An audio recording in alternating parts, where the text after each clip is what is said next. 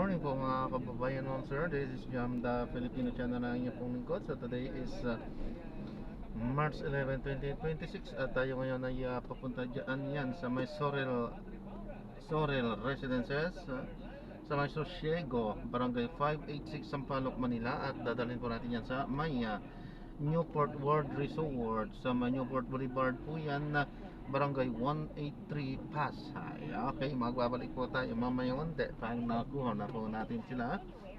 Disclaimer lamang po, ang content po natin ay kalsada at hindi ang passenger. Kaya nga naman sakasakali man po na may marinig kayo,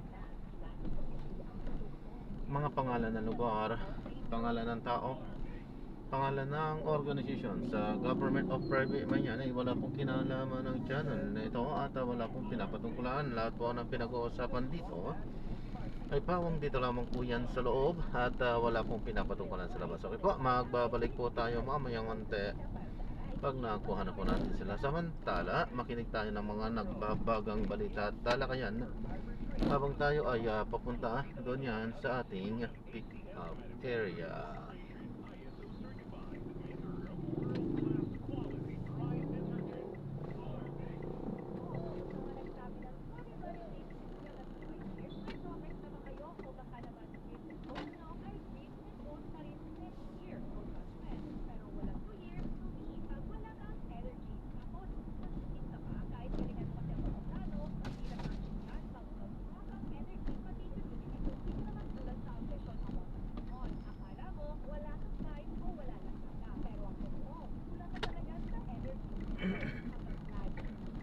Imagining ka na lang ba? Make it happen with Enervon A+.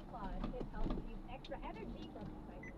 Opo. So, as with all HDOs, ang grounds na magpunas under the law is kapag there's a high probability of the person evading prosecution or evading conviction or evading trial rather. So, po yung kumaga flight risk, in other words, yun po yung patayan ng court. Pag-file ang application, yun po yung patayan ng korte sa pag-issue na Silang-galang po na umiiyak na maging bahagi ng pinakamalaki at Dito na tayo. kung sa Iran, sa Middle East, marami pong tinamaan. Kaya po, maski na matapos ang gera, halimbawa bukas makalawa matapos ang gera, aabutin po yan ng maraming buwan at mahigit pa siguro sa isang taon bago makabawi, maitayo uli ang mga refineries. Hindi po natin alam kung gaano ka seryoso yung pagkakasira, kung madaling maitatayo ito. Pero ang nakita natin, ang narinig natin, lalo na kanina, nagsarado daw ng isang malaking refinery na tinamaan ng mga misil. So, kailangan po talaga Dinadamay kasi ang mga gasolinahan ay refinery. Ilang buwan lamang, magtatagal pa po ito. Opo, itong inflation yung pagtaas po niya. Pero pwede ko bang maibsan yung kanyang effect po sa atin ng mga pangkaraniwang mamamayan? Ay, pwede naman po. Kaya po sabi natin, no, baka pwede nilang bawasan yung mga kinukolekta na buwis po sa pagbili natin ng petrolyo. Specific po, nandiyan po yung excise tax, may value added tax. So makakatulong po yun. May ibsan yung Grabe talaga pala yung epekto, no? Oo nga po. mamimiling ng mga mamamayan. Itong ano pa, Iran, ginawang parang gusto niyang hostagein ng buong mundo. Dahil hinaharangan niya yung daanan ng langis. Ang langis. Oo. Dapat di niya ginagawa yun. Kung sinong kalaban niya, yun lang sana ang ano niya. Hindi yung Ito yung buong gagawa. Ganun talagang Iran. Kaya nga po eh. Tinira na. Act of terrorism na yung gano'n. Ang ginagawa niya. Dinadama niya ang Tapos ang gobyerno natin, wala na. Mga tao dun ayaw pa. Pero parang ano, kahapon narinig ko yung sabi ni si Trump, kapag kaya ganun at ganun din daw pa ang gagawin niya, kasi sabi ng ano, mag-i-escort daw ang US eh sa lahat ng dadaan na barko doon eh. Yung 7th fleet ng ano, ng US, i-escortan daw nila yung mga barko. Samantalan lamang, Eh sabi ng Iran, sige aabangan namin yung 7th fleet nyo, sabi. Eh nagbabala ngayon si Trump, sige subukan nyo, sabi. Kapag ka ginawa nyo yan, pagsisisihan nyo, mararanasan nyo hindi nyo pa naranasan sa buong buhay nyo, sabi.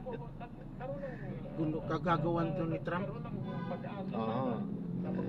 Bakit? May kanya-kanyang ano sila, may kanya-kanyang dahilan sila eh. Pag sumanib ang China, Russia. pag umano na ang China-Russia sa Iran, ang ina, Malakas. delikado ng Pilipinas. Malakas yan kapag ka, Ito magiging battleground. Bagay. Pilipinas sa Taiwan. oh, sa bagay, wala naman talagang laban ng Pilipinas. Ang problema, andito ang US. Kaya nga, Kaya titirahin talaga nila ang Pilipinas. tirahin talaga yan. Pero hindi nila idadamay ang Pilipino. Yun nga lang, US andito eh.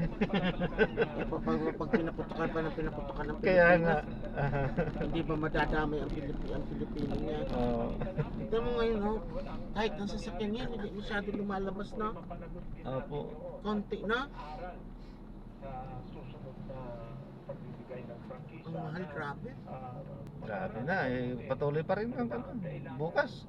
2 yata ulit. Ang imamahal. Oh.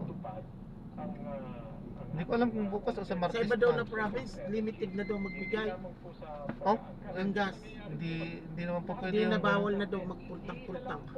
Hindi naman pwede yung gano'n na ano nila. Eh, kasi siyempre yung iba na pagbibigyan din yung iba makakuha.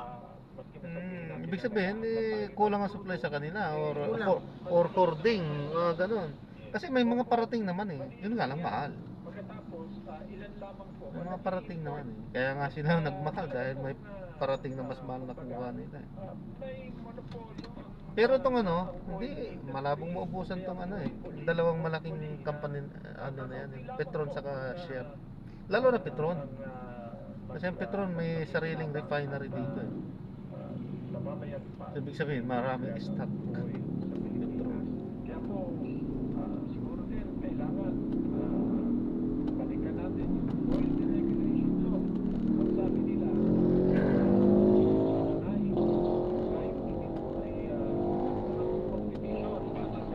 tama naman po yun. Pag nagko-competition sila, mas mababa siguro ang pupis ng binigay nila para magustuhan sila ng merkado. Pero ang nangyayari po, competition nila ay pabilisan kung kailan sila magtataas ng presyo. Naging kartel, professor, di ba? Naging kartel eh. Hindi pa po Ito nga ang problema sa ano natin. Kaya po, ganyan ang nangyayari. Mapabilisan kung paano sila magtataas ng presyo. Ngayon, kung makalawa, pataas ang presyo ng oil, kada bariles, kumpiyat ng more than $100. Ngayon, mababa na po na may $87 per barrel. Ibababa rin ba ang presyo ng gasolina? Kasabay po ng pagbaba ng presyo sa world market. Mukhang matatagalan po at mukhang hindi na i-report ito. Ngayon po ay $87 ang presyo. Pagka po pinag-usapan ang pagtaas, mabilis. Pero pagka po pagbaba, Ang tagal. ang Brent crude nasa 88, kaparami nasa $100 per barrel. Nagtaas na naman ang presyo ng petrolyo. Pero ngayon, mas mababa, $80 per barrel. Kailan naman ibababa ang presyo ng Kaya dapat ang tao ngayon matuto na maglakad. yan po, matatagal Opo. Matagalan talaga yan. napakabagal po magbaba. Mahinto man ang gera na yan, Kayo ba hinihingan po ng opinion minsan sa mga Tatagalan talaga bago po makabangon dahil may mga nasalantan ng ano. advisors po ng Malacanang? Sign nila eh. Oo. Ay hindi po. Ay naku po, nakikinig po si Atty. Claire Castro at ang iba pa po. Kaya nyo sir, yung number po na ibibigay po namin sa economic managers po ng Malacanang kasi mukhang kayo ho ang kailangan nilang makausap. Para naman ho medyo umayos-ayos po ang mga ang pagdidesisyon. Hindi, sir, before we let you go, may text po kasi dito from texter 9434. Mahusay po yung kausap po ninyo. Ano po ang pangalan? Hindi, sa radyo po siguro ito nakikinig. Ang kausap po natin ay si Professor Emmanuel Leico. Ayan. Maraming salamat po sir ha sa inyo pong insight.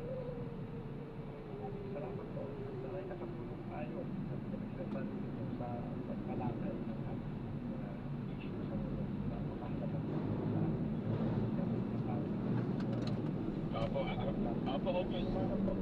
Maraming salamat po sir at alam po namin na tumagos po ito sa kaalaman ng ating mga kababayan kahit hindi na sa based po dun sa mga text sa atin ngayon. Maraming salamat po sir. At maraming salamat din po dun sa mga nagpadala po ng kanilang mga mensahe at sa text line po natin at sa Facebook, maging sa YouTube. Mga kasama, teka lang, patingin na lamang po muna natin yung iba pa po nanonood sa atin. Si Ryan Razon, good morning. Christian Albert Herrera, si Sabina Lagura, bumabati rin po ng good morning. Si Ma'am Feli Aniceto, at si Randy Santisas, Aldrin Caro Napoles, good morning po sa inyong lahat. Sino po bang mga nagpapadala ng kanilang mga mensahe sa YouTube po naman? Teka lang. May report po ang ating mga radyoman. Bago po kayo, ang dami palang nanonood sa YouTube. Sabi po ni Ma'am Evelyn Sinsin, pwede po bang bawasan yung sweldo ng mga senador at congressman? Hindi pa payag yung mga Pagod ka na sa work kasi Ramadan tapos hindi ka pa makatulog sa pasabog nila. Sana tumigil na. Ma'am Ana, nasaan po kayo ngayon? Ma'am Ana Madina, ang lakas na naman po ng pasabog ngayon. Sunod-sunod po, madaling araw, hindi sila tumitigil. 3:35 AM. Andan yan sa Ma'am Ana Madina, kung kayo po ay nakikinig pa rin ngayon, pwede po kayo mag-comment kung nasaang bansa po kayo. Si Melanie de la Cruz, sabi niya, at the age of President Duterte, baka Israel yan. meditating on a book of knowledge is truly pleasant and beneficial. Yan, salamat po sa inyo. At si Agapita Guevara, good morning po, bumabati rin ng magandang umaga. May report po ang ating mga radyoman. CCXL Radyoman Report. Yung pong mag-aalis ng travel tax, hiniling sa susunod na taon na lang, simulang ipatupad. Bakit? XL Radyoman sa Conde, Batak. Good morning, Conde.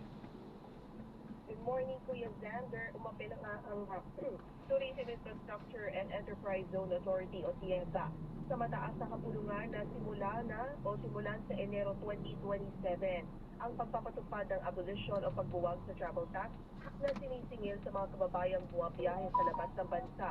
Sa pagdinig ng Senate Committee on Ways and Means, iginit ni TIEZA Chief Operating Officer Mark Lapid na kakapusin sila sa budget kapag ihihinto ang travel tax sa kalagitnaan ngayong taon. Paliwanag ni Lapid, 90% kasi ng pasweldo sa 305 na kawani ng TIEZA ay mula sa travel tax. Nilinaw naman ito na suportado nila ang panukalang abolition ng travel tax at sapat na palugit lamang ang hiling nila para rito. Sinabi naman ni Senator Pia Cayetano na chairman ng komite na prioridad nila ang pagbuwag sa naturang buwis pero pinag-aaralan nilang mabuti ang magiging epekto ng pag-alis nito. Kasama mo sa Senado, Radyoman Saiz, Conde Batak, sa The Arm and DZXL 558. Thank you, Conde. Ay, sayang, may message pa si Ma'am kanina o si Ma'am Roslyn Malapitan Gayare. Sabi po niya, thank you so much, Professor Leiko, sa mahusay pong paliwanag. Opo, napakahusay po ni Professor Leiko mag-explain on layman's term, kaya po madali po nating nauunawaan. So kung tatanungin po natin ng ekonomista, mas favorable kung tatanggalin na lang ang excise tax sa halip po na magpatupad ng mga ayuda-ayuda, mga oil subsidy na para namang walang silbi rin. Good morning po. Pag tinanggal yan, wala na. Nakikinig po ngayon sa nanonood sa Facebook. At magandang umaga Ano pa yung po tax? sa Panilaga family ng Quezon City. Teka lang, bago tayo magwakas sa ating programa. Para sa akin yung sarili kong opinion, kasi malaki din ang mawawala ng ang kita ng gobyerno diyan pag tinanggal din nila yan. Sabi nga po ni Sir Erwin, Sa akin sariling pinakamagandang gawan ng immediate na batas ngayon, urgent. Gawin nila ba ako nagsasanton, Ma'am Jen? lahat ng oil company dito sa Pilipinas, automatic 50% ang share ng gobyerno Tama. para makontrol niya. Kasi Ayan, pananamantala yun eh. Malinaw eh. Kayong mag-text sa ating Sinasamantala din ng mga oil petroleum company, company hanapin po ninyo si dito sa Engineer Pilipinas. Ray May monopoly Muli ay na nangyayari. isang oras sa ating balitaktakan. Malilit man o mga malalaking mga players, Sa pangalan nag-uusap-usap eh. Halata eh. Ako si Radyo Manzander, kayo Kaya dapat yan gumawa agad-agad ng batas ng Kongreso sa Senado. Kasi ano din natin talaga yan, dapat kontrolin ng gobyerno, pasukan ng gobyerno lahat. 50% ang automatic shares ng gobyerno. O yung tax as in, ganun pa rin, hindi pa rin mawawala. Papasok pa rin sa kita ng gobyerno yung tax na yun. Pero yung presyo, makokontrol nila. Hindi yung masyadong sumisipa. Tulad ng ginagawa nagtrabaho ko sa Saudi. Eh ganun ang ano ng Saudi, yung Saudi Aramco, sa lahat ng refinery doon. Automatic cashier ang ano doon, gobyerno, Saudi Aramco. Kaya yan ang pinakamalaking oil refinery sa buong mundo dahil automatic cashier ang gobyerno doon. Kung yan ang gawin ng Pilipinas, yan, sinasabi nilang oil deregulation law. Wala, hindi na kailangan yan kasi pagka nakashare ang Pilipinas, automatic control ng gobyerno na yan. Nangyayari sa atin. So, kasi kung pababayaan ng pabayaan nila yan, parang walang kami ang gobyerno kapag ganyan ang pababayaan ng pabayaan. Yung mga pera, balik nila. Yun nga lang talaga. Pero sa bagay, kung ano, kung gagawa sila ng batas na yan, eh, kailangan sure nila na talagang hindi mapupunta sa ilang busa din yung kita ng gobyerno. Sila rin lang ang Oo. Kaya nga eh. sekretary, presidente. Dapat paigtingin pa nila. Kasi kung totoo yun, may mga security measures yan. Paigtingin pa. Para hindi talaga yung makurap talaga. Meron man pa libo-libo, sige, pagbigyan. Pero wag naman yung milyon, bilyon. Grabe naman yun. Kaya yaman ng bansa yun. Mga pang merienda nila, maunawaan natin yun eh. Pang merienda, pang Jollibee, maunawaan natin yun eh. Pero yung milyones, bilyones ay hindi ko una-unawa yun.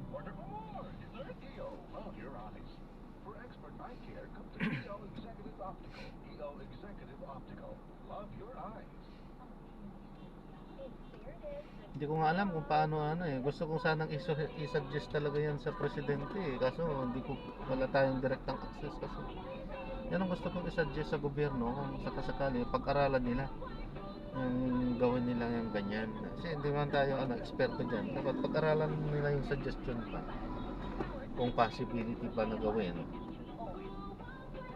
Kasi sa nakikita ko parang yun ang pinaka-the-best eh. Gawin.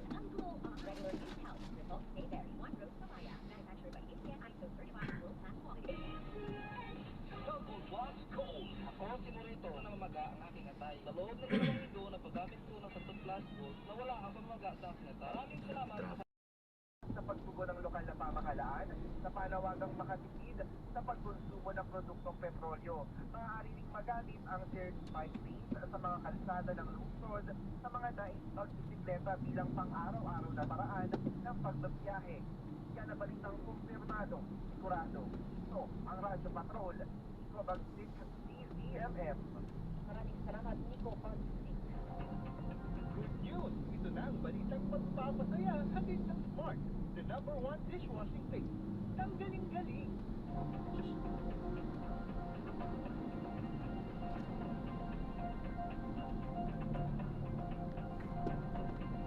Nagatid ng libreng dental at medical services ang Department of Health Bureau of Quarantine kasama ang Region 3 Provincial DOH Office para sa halos 4 na lang isa sa Bamban lang.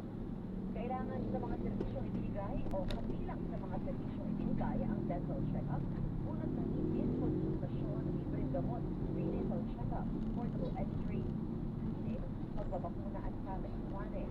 Layo ng programang mas mamalapit ang serbisyong pangkalimutan sa mga na yan ang mga kulang sa medical care, patiyak na nakatatanggap ng sapat na atensyon ng aking mga kapatid.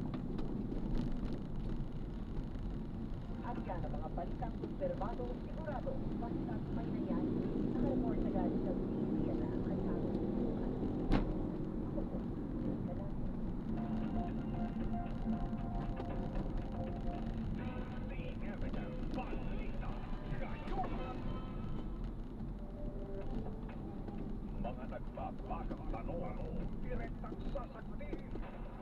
Mga naglalagablag na issue. Tuwirang pag-uusapan, walang paligoy-ligoy, walang patupik-tupik. Sina Peter Busi at Nicarano ang mag-ahatid ng balitang tapat at tapatang Putang ina, ang lakas. Ang layo-layo naman ito. Umano. Sira ulo. Radyo Patrol sa Israel at DCMM Teleradyo. Asa pinapakita ng Skyway? Mag-Skyway tayo sa? Huwag na. Magkano babayad doon? Di ako sure, sir. Kasi dito lang ako sa Sheraton. Sheraton, oo. Tamang-tama. Kasi pag doon, pagbaba mo, Hindi, tamang-tama yun kung Sheraton. malayo. Hindi, tamang-tama yun, sir. Sheraton mismo yun. Sheraton, Sheraton ba? gaganon lang kung ng ano. Sheraton Traffic ba? Oo, kapag ganitong oras talaga, traffic po talaga.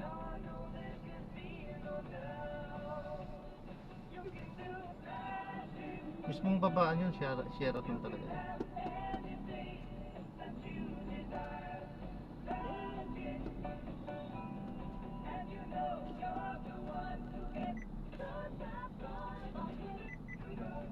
Alay bang programa ng gobyerno? Ibalik pa ang mga programa, ang lahat ng ninakaw nila, pwede na tayo, patas na tayo. Papayag pa yung mga politikong hindi matuloy mga proyekto nila. Paano ako? Kaya tutuloy natin ang kwentuhan. Narito mo na ang Double P bagong-bagong mga balita. At bibigyan ni Special Power kay Pangulong Bongbong Marcos, minamadali na ng Kamara. Ayon kay Marikina Representative Miro Kimbo. Pagtaas ng presyo ng mga produktong petrolyo makaka-apekto sa purchasing power ng mga consumer ayon sa Hibon Foundation. Kakayahan ng mga consumer na bumili ng produkto at magbayad ng serbisyo dapat pangalagaan ng gobyerno ayon sa isang ekonomista. Pagbabawal sa pagbili ng diesel o gasolina gamit ang galon o bote, inireklamo ng mga magsasaka at mangingisda sa ilang probinsya. Kausap na ng SINAG si Secretary Estrella ng Department of Agriculture Para iparating kay Energy Secretary Karin dahil ang memo kasi bawal na baka mag-boarding yung iba yung gamit ng mga crudo sa isang lalagyan lang mga balde o ano problema hindi naman pwede dalhin daw yung traktor or bangka. so mukhang maganda naman ang magiging resulta pinag-aaralan at maglabas ng panibagong memorandum ng Department of Energy para sa mga magsasaka at Yes, kasi parang ma-overlook ata nila yan, di ba? sa pala sa pinaka-na-apektuhan ng pataba at magsasaka. Ilang trucker, piniling huwag ng bumiyahe. Ako dahil ang kataas ng presyo ng diesel. Ilang repair, ibaan naman ang oras ng pamamasada para makabawi sa gasto sa petrolyo. At may maiuwing kita sa kanilang pamilya. Dayuhang Grabe talaga ang taas, na pumasok sa bansa ngayon Oh, grabe po. Noon ito, 72, ano? Mura pa lang yan po. Murang gasolinahan yan eh. Clean fuel yan eh. pesos ayon sa Lalo na dun sa mga Pangit tatlong... naman dyan. Baka mamaya may ano yan, tubig. Hindi po, hindi po. Okay yun. Okay din. Clean fuel. Oo, okay din po yun. Hindi ba ako nagpapagas? Ha? Hindi ako nagpapagas dyan. Diyan po ako nagpapagas po sir. Sa clean Ako fuel. lang puro Caltex. Okay Or naman. Petron, ganun. Okay naman po yung big 3 na sinasabi. Kasi syempre sila na yung kilala. Kaso yung ano din naman eh, kasi parehas din naman ng gasolina yun. Pinifilter. Although meron talaga yung iba. Talaga. Yung mga hindi kilala. Talaga. Baka may tubig. Yung iba naman na experience ko medyo marumay. Yun ang ano. Ano nila. Yun ang hindi maganda kasi kapag ka ano babara-bara din kasi yun.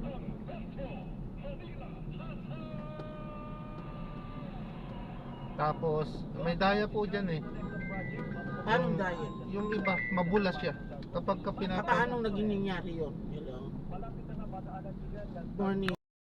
traffic po pag ganitong oras po. Kaya nga tinatanong ko kayo kanina kung Si Sentra okay nga ang kayo. inaano natin kasi Sentra binitawan na yun. Ay hindi. Si Pati Maira Makikita natin ito sa dito pa lang sa susunod na building na garage Meralco at iba pang mga utilities. At inaasahan natin na mayroon pa rin na karagdagang pagtataas dyan sa 60 centavos na na-anunsyo ng Meralco. Mga magkano na po yun?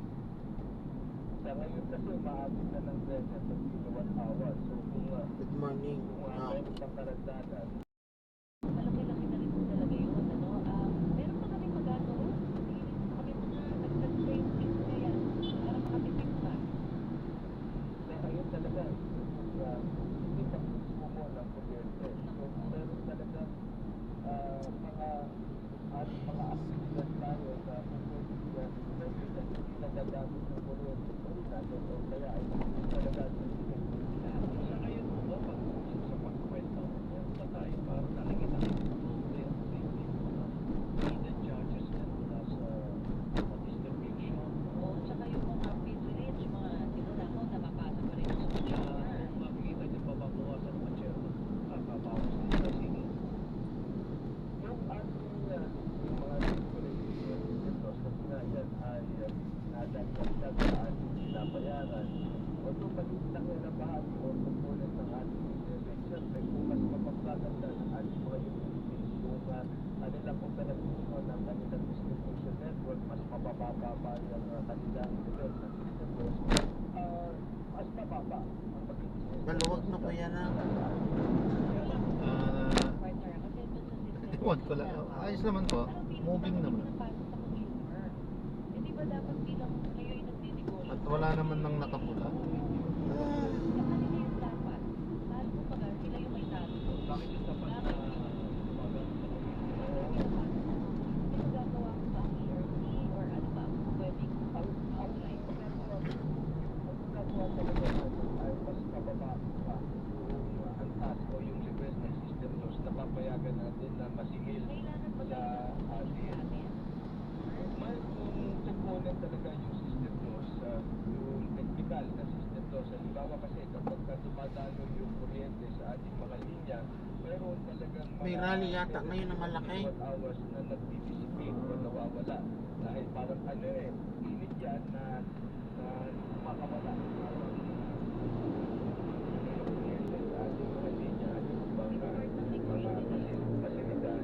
So, yan ay nagtutunan na kasama at nakakasama sa kanilang gasto.